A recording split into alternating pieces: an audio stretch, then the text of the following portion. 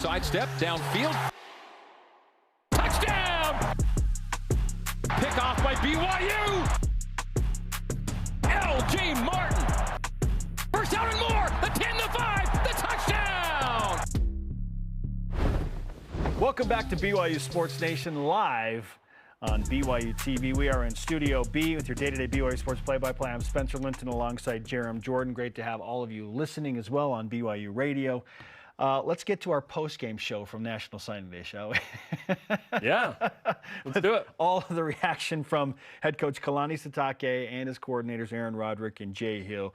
We will start with Coach Sitake, who spoke on the potential of this class and the potential to be contributors, emphasis on the plural, immediately.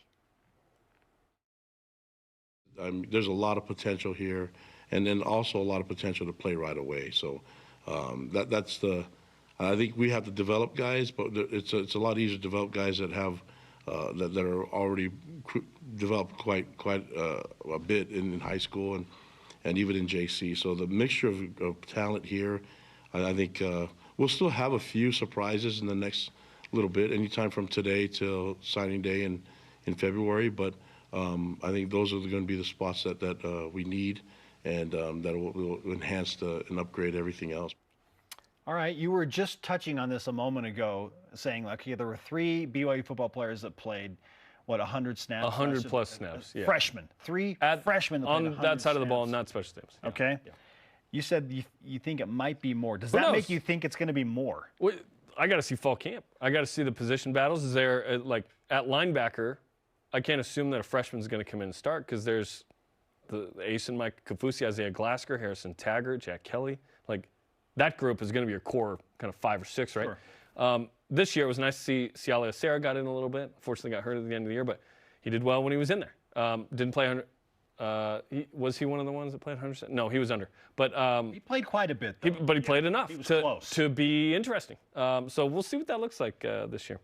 Okay, offensive coordinator Aaron Roderick also talked about the importance of not just recruiting high school guys, but in the transfer portal area, you have to retain your own players. Yes.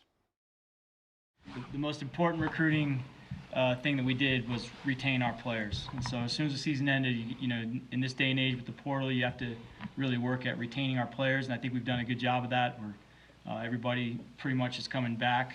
We had one guy, Aiden, decide to turn pro, but I've got most of our key players are returning, and we're really excited about all those guys and appreciative of the fact that they like being a part of this program, and I think it's a good sign about how our team culture is really strong. After the offensive season that BYU had, there could have been a gajillion guys go leave. For sure. Portal. Like, that would have made sense. In fact, I'm almost weirded out that it hasn't happened because they've done a nice job of retaining guys. Like L.J. Martin, I would imagine, is getting courted for some serious dough given what he showed at times. He's the main guy here next year, and that's really exciting. So nice job by the staff to retain a lot of that quality. Connor Pay was a huge one, as you mentioned. Yes. Like, I'm excited to retain. Familiarity does not breed depth or quality, but it sure helps in branding, for in sure, projecting. In like, it doesn't mean you're just automatically awesome, but there are a few guys that are going to be awesome. Connor Pay and L.J. Martin are going to be awesome. I love that Keo Hill added the following statement: "Our best players are already here." And that goes into what Aaron Roderick just spoke of. BYU retained what the coaches feel like were their best players outside. He mentioned Aiden Robbins left, but he said, listen, the core of our best players, they're already here. We're adding a lot of open to adding development. Other guys who could be the best players. Our best players are already here. Yeah. And I believe that. Like, I was just talking to a number of people last night about, man, offense only had 7 guys signed. What's going on there? And it's like, well, think about it. We've started the window here. Think about it, okay? It's not closed. Think about the wide receiver group. That alone, like, what, BYU going to go out and add 5 wide receivers? No, they have Keelan Marion and Darius Lassiter, assuming he gets his waiver. Another year. We hope that Darius gets another year because, oh my gosh, that would be such a boost. Chase Roberts, Parker Kingston, Keo Hill making a switch from wide receiver to tight end to help out that room because there is so much wide receiver talent, right? We'll talk about the dynamics of that in a little bit. The running backs room, we were a little worried about once Robbins left because Miles Davis was in the transfer portal. He's back. Hinckley Potty's coming back. I wouldn't mind a running back from the portal. You can add one, but you don't need a ton there now. No, you don't need a ton. No. They have a pretty solid core. The offensive line, I was very worried about right after the season because we were under the impression that Connor Pay's going to leave, Braden Kime's going to leave. Who knows if Etienne's going to stick around? Maybe it's only Waylon Lapuaho that is the only notable returning starter up there. But now there are 4 guys. Again, familiarity. Experience. You can bring in other dudes that have done stuff too. I imagine they'll add some O-linemen, by the way, from the portal. For sure. 1 or 2. Yeah. They need it. And you have some young guys you like. You have TJ Woods. Does he bring somebody with him because he's the new offensive line coach and the run game coordinator? That typically happens. At least one player follows a coach from that position. Yeah. But the point is, the core discussion, I've been saying it, comparing football to BYU basketball, this element of, okay, they struggled here, but there can be strength in bringing guys that have gone through adversity together back and have been young and haven't had a ton of time together. Now in year 2, now that they have been around the program and all those new pieces last year through the portal, a bunch of those guys sticking around and the culture is there. Now you can build. You need your core. I want 3 core guys and 1 newcomer. 3-to-1 ratio there. That's kind of what I'm looking for, and I think that BYU is in a position to do that. Yeah. All right. Some of those players, as we mentioned, that are coming back on offense: Keanu Hill, Braden Kime, Aaron Roderick discussed a different role specifically, as I just mentioned, for Keanu Hill next season as he moves to tight end. So what's that all about?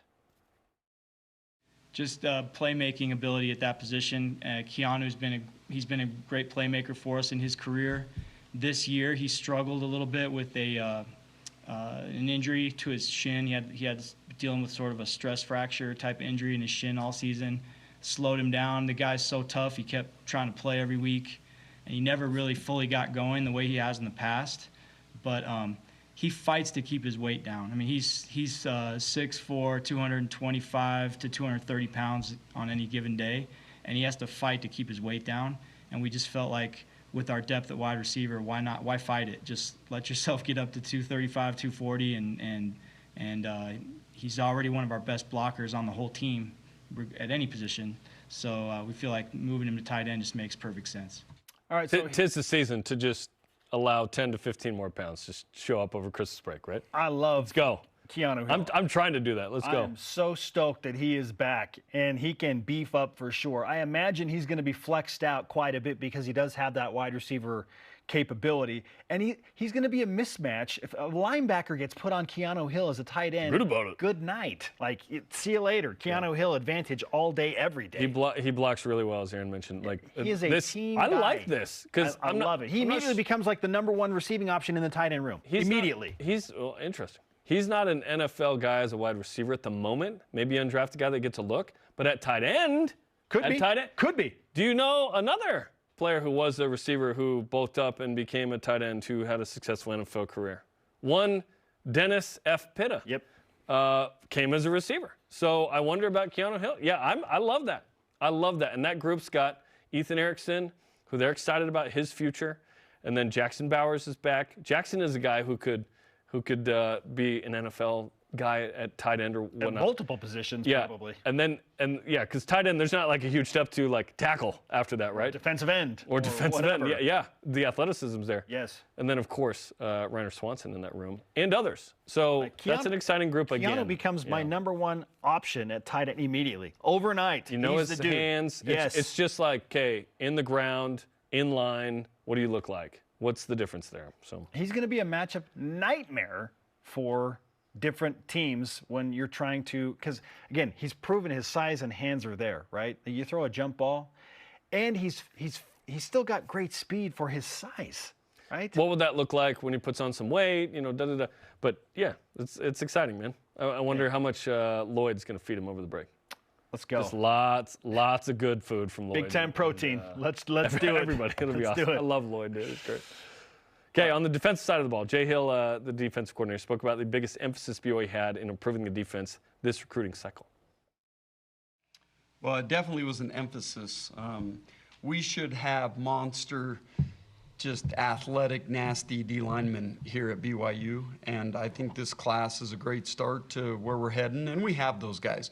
I mean, Tyler Batty's one of the best edge rushers in the Big 12 right now. We know that, and we got to continue to bring in guys that get to see how he does it and continue to develop those guys. But it was definitely an emphasis. I love the guys we signed.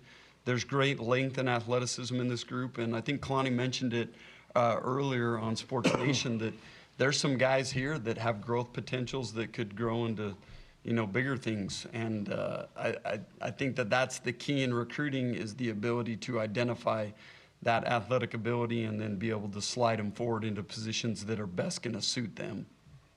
But we do need to be more disruptive in the D-line. We know that. Jay, thanks for watching the program, by the way. Love that. Yes. You're not stuck in the position you played in high school. That's silly. So BYU's going to find the best spot on the field for these guys, and sometimes that means a position switch, and that's okay. Yeah. And I'm excited to see who switches positions, what's going on. Put the best 11 on the field at a given time. So I'm thinking about, who could BYU potentially run out there as starters? I'm looking at a starting defensive which positions? line, Yeah. specifically here on December 21st. We're way out. But I can't help myself. Tyler Batty, and I need to see the group. Isaiah Banya, Danny Saili. Okay, I feel like he'd be an immediate impact guy at defensive tackle, and then maybe a John Nelson, who graded out beautifully. Yeah, got hurt at the end of the year. Didn't play a ton. Yeah, I want to see spring ball and fall and see what these guys look like. See who survives the grind of that and who puts on weight, who comes in healthy, who's ready to go. Yeah, it's exciting, man. You want dudes that you can roll out there and be like, that team can win this game. They can compete and win, and we feel better than we did a couple weeks ago. Listen, there are guys coming back like Tyler Batty and Isaiah Banya, like those dudes. I have a sneaking suspicion that we're just going to be surprised by somebody that we think is gone on the defensive side that just might come back. There might be something there, right? Because of the culture and the movement that's happening, I just think there's something there. That'd be nice. That'd be nice.